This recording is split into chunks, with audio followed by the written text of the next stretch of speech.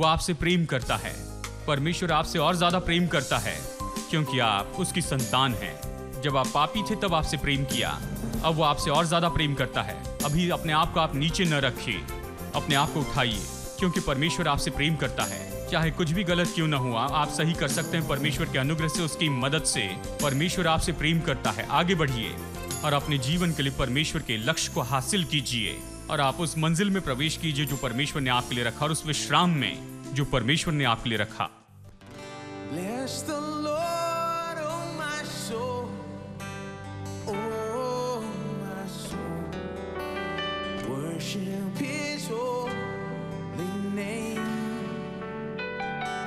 Sing like never before, oh my soul. Worship Your holy name.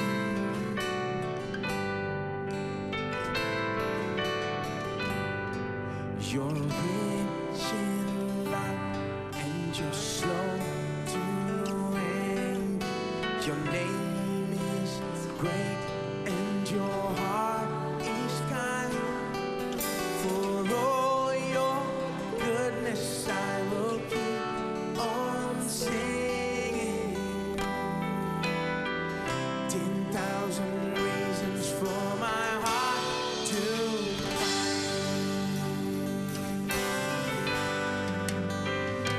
bless the Lord, oh my soul, oh my soul. Worship His holy name. Sing like never before, oh my soul. I worship Your holy name. Let's bless Him. Oh, bless the Lord.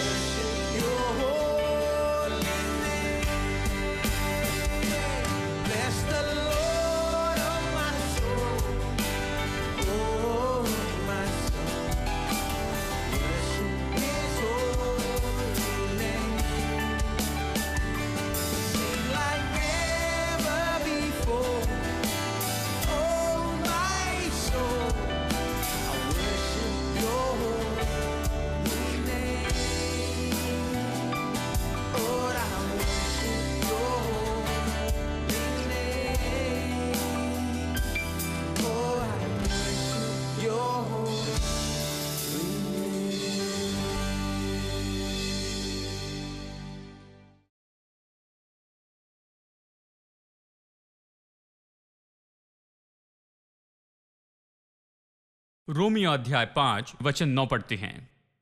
तो फिर इससे बढ़कर, सब लोग कहिए इससे बढ़कर, यानी तुलना करता है। ये कहता है जबकि तुम पापी ही थे, मसीह तुम्हारे लिए मरा, इस रीति से तुमने उद्धार पाया। ऐसा नहीं कि तुम नए बने फिर परमेश्वर ने उद्धार दिया, नहीं, तुम पापी थे, परमेश्वर ने उद्धार दिया, वो तुम्हारे लिए मरा। ये कहता है तो फिर इससे बढ़कर अब उसके लहू के कारण धर्मी ठहरे तो उसके द्वारा क्रोध से क्यों न बचेंगे। ये बहुत उलझा हुआ वचन दिखता है, चलिए सरल बनाते हैं, इसे बहुत ही सरल बनाते हैं। ये सरल शब्दों में कहता है जब परमेश्वर के पास आए तो पापी के रूप में आए, परमेश्वर ने प्रेम किया, क्षमा किया, भीतर ले लिया, वो तुम्हारे लिए मरा और उद्धार दिया जबकि तुम पापी ही थे। अब जबकि तुम परमेश्वर की संतान हो तो वो तुमसे और ज्यादा प्रेम करता है। यही तो इसकी सारी बात का सार है।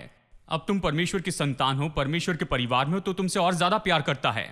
जब पापी थे तब भी उसने प्यार किया, लेकिन अब परिवार में उसके पुत्र हो, उसकी संतान हो, आपका उद्धार निश्चित है। वो आपको जाने नहीं देगा, असफल होने नहीं देगा।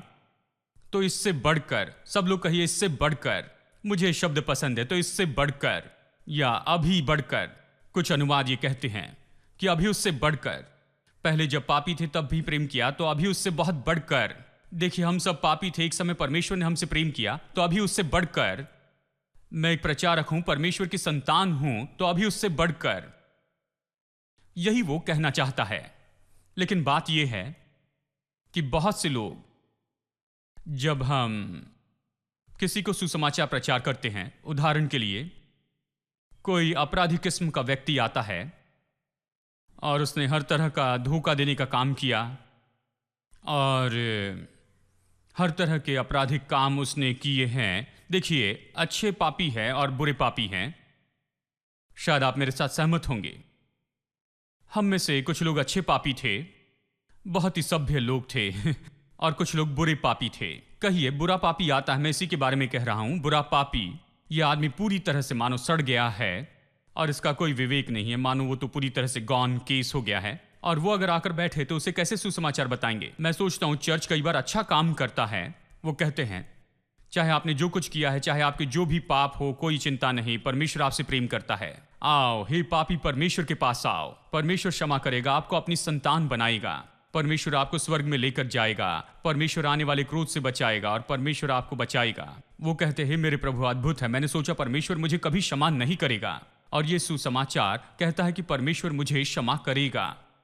तो वहां आते हैं तो वो कहता है मैं क्या करूं। आप कहते हैं हाँ, प्रभु यीशु मसीह पर विश्वास कीजिए, उद्धार पाए, बपतिस्मा ले, आइए और ये सब। तो वो आते हैं, उद्धार पाते हैं, मसीह को उद्धार करता स्वीकार करते हैं और बपतिस्मा लेते, ये सब। फिर हनीमून शुरू होता है। हर नए जन्मे विश्वासी का हनीमून का समय होता है। हनीमून तो बहुत अच्छा होता है। आप हनीमून पर होते हैं। कुछ लोग शायद कभी इस पर नहीं गए हैं। ये मानो इस तरह से है, जब आप हनीमून पर 1 हफ्ते या 10 दिन तक रहते हैं, यह ऐसा नहीं है कि आप उसके साथ में रहते हैं। ये तो वास्तविकता के जैसे नहीं है। ये तो बस ऐसा है कि मानो आप कहीं पर तैर रहे हैं। आप बस अच्छा समय बिता रहे हैं, यहाँ वहाँ जाते हैं, सबसे अच्छे होटल में रहते हैं, सबसे अच्छी जगह पर जाते हैं, सबसे अच्छी जगह पर भोजन करते हैं, लोग आपको परोसते हैं, आप सबसे अच्छा समय बिताते हैं, हर किसी ने इसके लिए दाम चुकाया है और ये सब कुछ होता है और आप अच्छा समय बिताते हैं। आप एक दूसरे की गलतियों को नहीं देखते। आप हनीमून में लड़ते नहीं हैं। शायद कुछ लोग इसे करते हैं, मैंने सुना है वो ऐसा करते हैं। आप लड़ते नहीं, ये सब कुछ नहीं करते हैं, उन सारी बातों को बाद के लिए रखते हैं। हनीमून में आप मजा करते हैं, सच में मजा करते हैं, अच्छा समय बिताते, वापस आते हैं और जब घर में वापस आते हैं और घर में आपकी सास होती है और सब होते हैं, तब ये सब कुछ शुरू होता है। और तभी तो मुश्किलें शुरू होती हैं। मानो जैसे पीसते चले जाते हैं और तभी सारी मुश्किलें शुरू होती हैं। आप सारी गलत बातों को उसमें देखते हैं और अभी आप बता सकते हैं कि ये तो परदादा के जमाने से सब कुछ गलत हो रहा है, सब कुछ बिल्कुल गलत हो रहा है। अब आप हर एक गलती को गिनते चले जाते हैं जो कि उस परिवार में गलतियां हैं। हनीमून का समय, विश्वासियों का ऐसा हनीमून होता है। जब हम छोटे थे वहां पर चर्च में हनीमून के जैसे विश्वासी थे। हाल ही में आए थे, अभी अभी उद्धार पाया था, सब कूद रहे थे, हालेलुया, प्रेज द लॉर्ड, प्रभु की महिमा, और सभी उनसे प्यार करते जाते थे। लेकिन जब हनीमून खत्म हो जाता, उसके बाद अगर एक भी गलती की, हनीमून के समय के बाद, हेलो, अगर आप बस एक ही गलती कर दे दोस्तों, तो वो सारी व्यवस्था आप पर रखेंगे और आपको नरक के लिए नियुक्त कर देंगे। वो कहेंगे जानते हैं तुम क्यों नीचे गिरे और तुम्हारा ये पैर क्यों टूट गया है? क्योंकि तुम पिछले रविवार के दिन चर्च में नहीं आए थे, ऐसा कहते हैं। हाँ, हनीमून खत्म हो गया, पता चला। हाँ, पहले कुछ दिनों तक बहुत अच्छे से व्यवहार किया, सबने प्यार किया, ओ कम ऑन, आप परमेश्वर की संतान हैं, उन बातों की चिंता न करो, हम आपकी गलतियों को नहीं देखेंगे। लेकिन फिर कुछ समय के बाद अगर आप पहली गलती करते हैं तो सभी उसके बारे में बातें करते हैं। ये मानो पूरी दुनिया की खबर हो जाती है टेलीफोन के ऊपर। जानते हैं उसने क्या किया? जानते हैं ये कितना सड़ा हुआ व्यक्ति है, मुझे पता नहीं इसे चर्च में कैसे आने दिया है, कैसे उन्होंने इसे यहां पर सदस्य बनाया, और इस तरह की सारी बातें बस केवल एक गलती के लिए। हनीमून खत्म हो गया, जानते हैं। और फिर प्रचारक खड़े होकर कहते हैं आपको बाइबल पढ़नी है। आज आपने कितने अध्याय पढ़े हैं? पिछली बार कब बाइबल पढ़ी थी? पिछली बार कब प्रार्थना की थी? और पिछली बार कब उपवास किया था? यही तो बड़ा सवाल है। मैं हमेशा इससे डरता था। उपवास कब किया था? तुमने उपवास नहीं किया, इसीलिए परमेश्वर ने तुम्हें कोई आशीष नहीं दी है। अगर उपवास नहीं कर रहे तो प्रभु कैसे आशीष देगा? तो उससे कैसे उद्धार दिलवाया? कहा तुम्हारी समस्या की कोई बात नहीं, तुम्हारी समस्या से कोई फर्क नहीं पड़ता, परमेश्वर आप जैसे हैं वैसे आपसे प्रेम करता है, जैसे हैं वैसे ही आप आ जाएं। और जब वो आए तो हमने गाया जैसे हूं वैसे आता हूं, और हम ये गीत गा रहे थे और वो जैसे थे बिल्कुल वैसे ही आए। अब जब वो आते हैं तो हम कहते हैं जैसे आना चाहिए वैसे आना चाहिए। हाँ हेलो, क्या आप समझ रहे हैं क्या हुआ?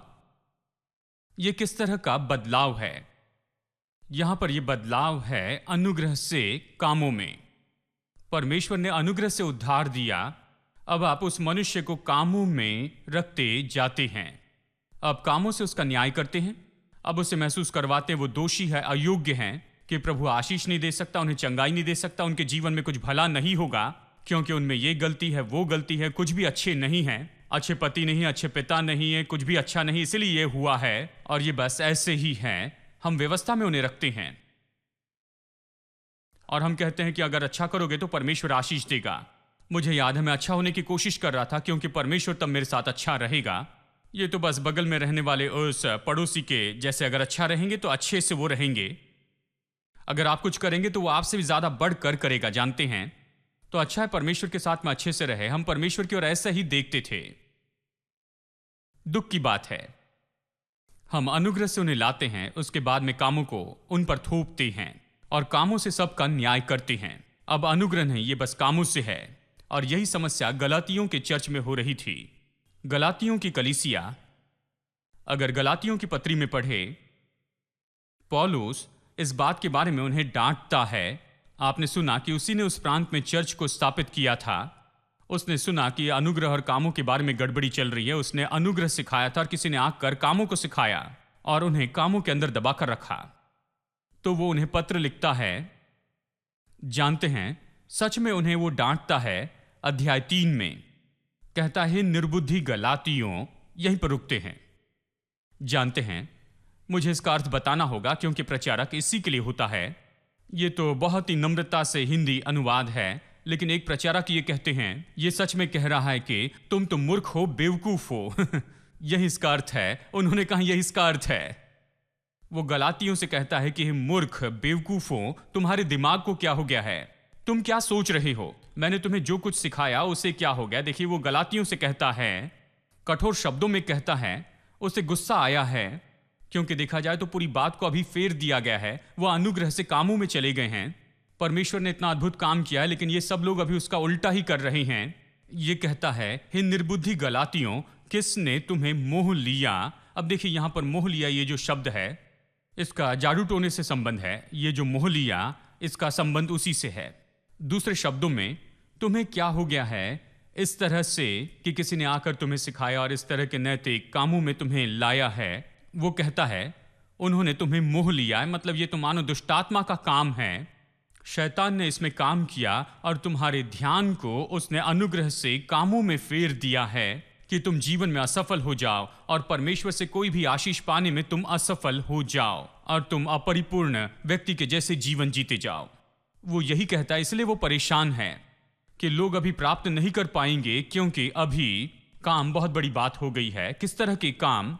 वो आकर उन्हें वहां पर हर तरह के दिन मानने लगा रहे थे और खतना और हर तरह की बातें बता रहे थे जिनका किसी समय एक अर्थ था और एक समय इसका महत्व था। अब सब कुछ बदल गया है। जानते हैं, अभी वास्तविकता आ गई है। जो असली है वो आ गया है। वो तो असली की केवल छाया थी, लेकिन फिर भी वो छाया में जी रहे थे। इसलिए पौलुस कहता है, अब तुम कामों में जा रहे हो। अब इन आधुनिक दिनों में, जैसे कि मैंने आपसे कहा है, चर्च नहीं जाएंगे तो परमेश्वर पैर तोड़ेगा, हाथ और पैर तोड़ेगा। अगर दशवांश नहीं देंगे तो हॉस्पिटल में से खर्च करेंगे। इस तरह की बातें आपको कामों में रखना, जानते हैं।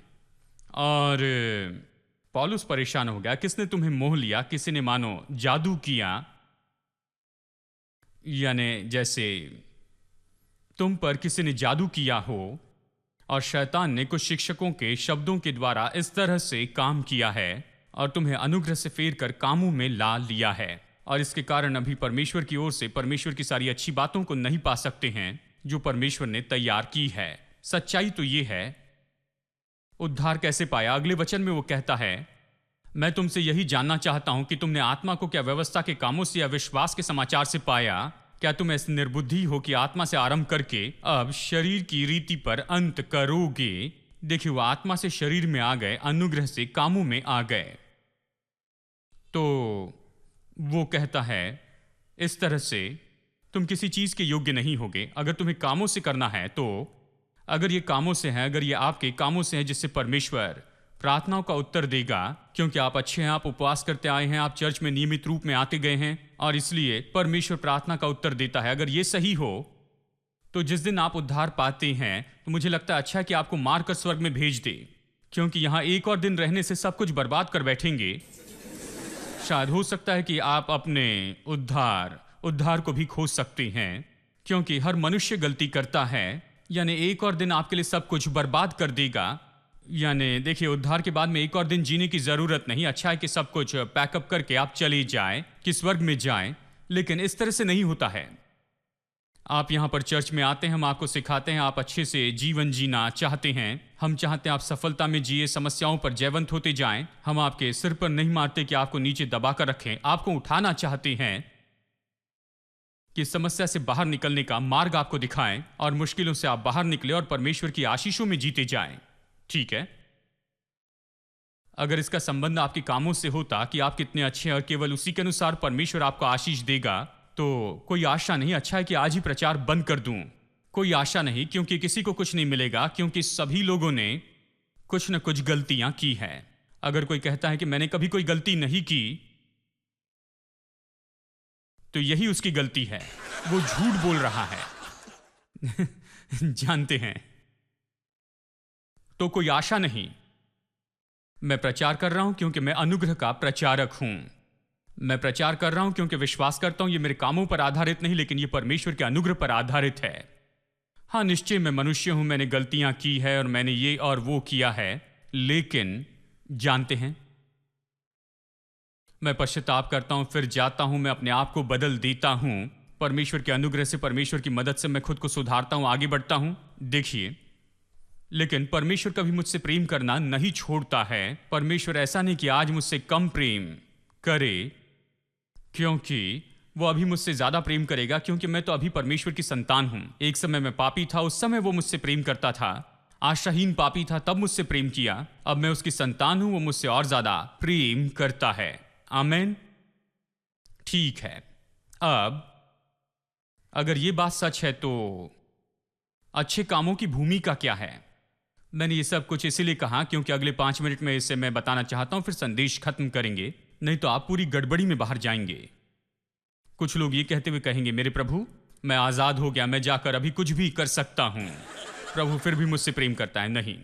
हाँ, कुछ लोग ऐसा सोचते हैं कि अगर इसका प्रचार करें तो इसके कारण लोग जाकर बहुत ही पाप का और बहुत ही बुरा जीवन जिएंगे, पाप का जीवन। और कुछ लोगों ने निश्चय इस बात के बारे में मुझसे सवाल भी पूछे हैं, जिस तरह से तुम प्रचार कर रहे हो लोग पाप में जीवन जिएंगे। मैंने कहा वो पहले से ही अच्छा पाप में जीवन जी रहे हैं, मेरे प्रचार करने के पहले से ही।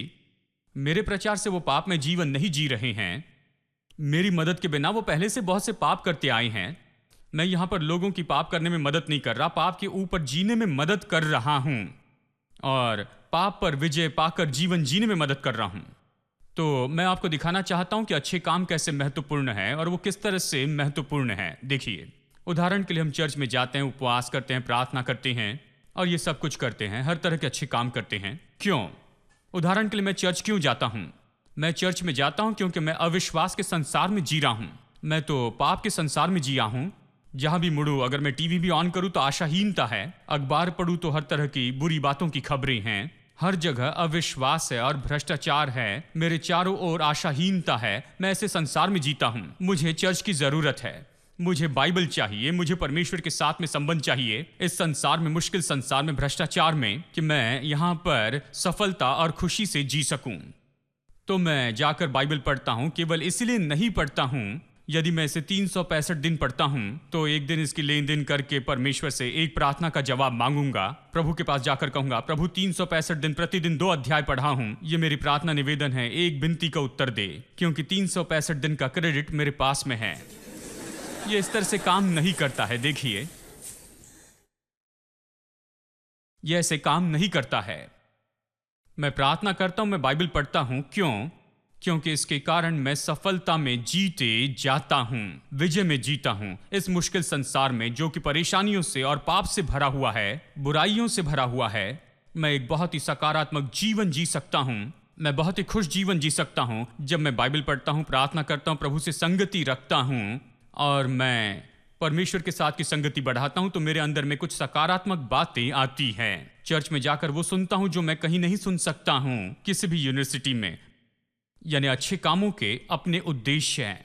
ये इसलिए कि मैं इसलिए बाइबल नहीं पढ़ता हूं, इसलिए मैं चर्च में नहीं जाता हूं कि इसे देखकर परमेश्वर अटेंडेंस मानो ले रहा हो हर रविवार के दिन, और फिर जब मैं प्रार्थना करूंगा तो मुझे उत्तर देगा। सच्चाई ये है कि मैं चर्च में जाने के पहले से ही, और इसके पहले कि बस एक भी चर्च हो, परमेश्वर ने मुझसे पहले से ही प्रेम रखा।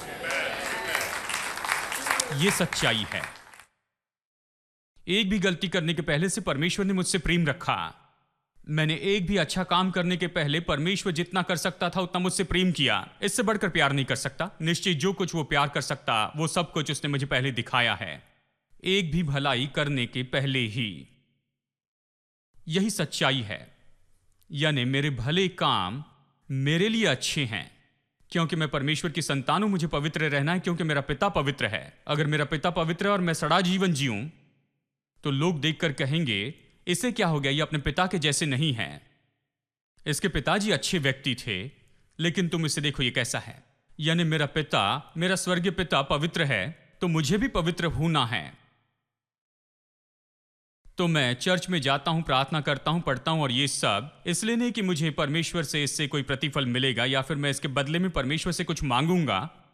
इन पॉइंट्स के बदले में मैं चर्च में जाकर ये सब कुछ करता हूं क्योंकि ये मेरे लिए भला है। ये मुझे उन्नति देता है, मुझे सफल बनाता है, ये मुझे ज्ञान से भरता है, ये मुझे विजयी बनाता है। मेरे जीवन में शैतान पर प्रतिदिन विजय देता और मैं सफलता में जी सकता हूं। और मैंने इसीलिए ये कहा है, एक प्रचारक ने मुझसे कहा, भाई अगर ऐसा प्रचार करेंगे चर्च में कोई नहीं आएगा।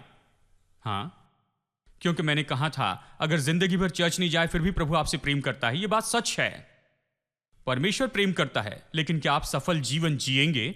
इस तरह की शिक्षा सुने बिना सफलता का जीवन जीना तो बहुत ही मुश्किल होता है। और सच में वचन पर मनन करना है और सच में अपनी ओर से इस काम को करते चले जाना है कि इन बातों को समझे, इन बातों को जान ले और इस मार्ग में आप चलते चले जाएं। परमेश्वर आपसे प्रेम करता है, जितना कर सके वो करता है। हमारे अच्छे काम इसलिए नहीं कि परमेश्वर से कुछ लेने की कोशिश करें। हमारे अच्छे काम ये इसलिए है क्योंकि ये मददगार है हमारी उन्नति के लिए। ये मददगार हैं कि ये हमें प्रोत्साहित करते जाएं। जब हम इस तरह की संगति में आते हैं, लोगों के साथ में जुड़कर आराधना करते हैं, प्रभु और दूसरों से संगति करते, तो आप बहुत प्रोत्साहित होंगे।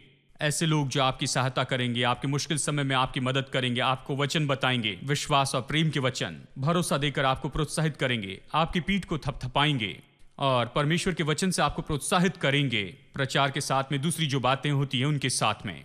यानी ये सब कुछ जरूरी है और ये सब कुछ बहुत ही अच्छा है। ये तो मूर्खता होगी। देखिए, कहीं उद्धार पाया तो ये सोचना मूर्खता होगी कि मैं चर्च के बिना रह सकता हूं और मैं चर्च में जाना बंद कर सकता हूं, मुझे चर्च नहीं चाहिए। ये तो मूर्खता है। क्यों? क्योंकि वो चर्च मेरे लिए है। चर्च वहां पर मुझे सिखाने के लिए, चर्च वहां पर मेरी उन्नति के लिए है, बहुत ही सफल व्यक्ति बनाने में, मसीह में, कि इस मुश्किल संसार में परमेश्वर के लिए जीते जाऊं और इस तरह मैं अपने आप को संसार की भ्रष्टता से दूर रखूं परमेश्वर के वचन के ज्ञान के द्वारा। इसलिए चर्च है और मुझे उसका उपयोग करना होगा। यानी ये सोचना मुझे चर्च जाने की जरूरत नहीं, ये मूर्खता है। लेकिन ये सोचना कि चर्च में जाने से मुझे कोई पॉइंट्स मिलेंगे और परमेश्वर मेरे लिए भलाई करेगा, ये उससे बड़ी मूर्खता है। क्योंकि यह ऐसी मूर्खता है, यहां पर आप अनुग्रह के बारे में समझ नहीं रखते जाते हैं। प्रभु के अनुग्रह के लिए धन्यवाद। कितने लोग कहेंगे कि परमेश्वर के अनुग्रह के लिए धन्यवाद? परमेश्वर का अनुग्रह अद्भुत है दोस्तों। वो आपसे प्रेम करता है।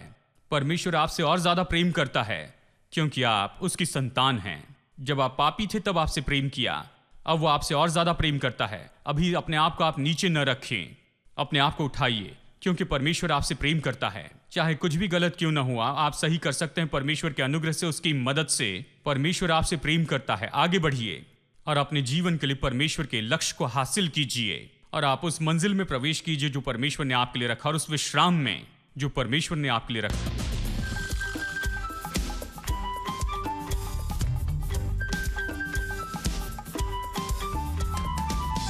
Every day people pray,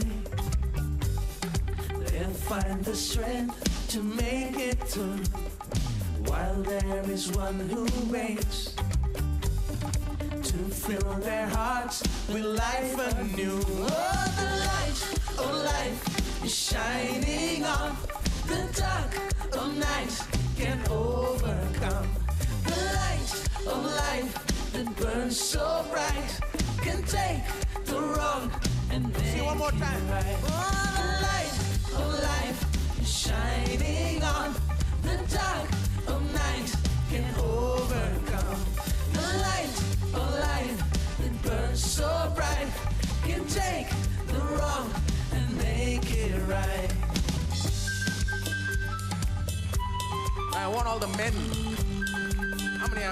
How many men do we have in the house? All you men, all right? Only the men sing. We want to hear that bassy voice, all right?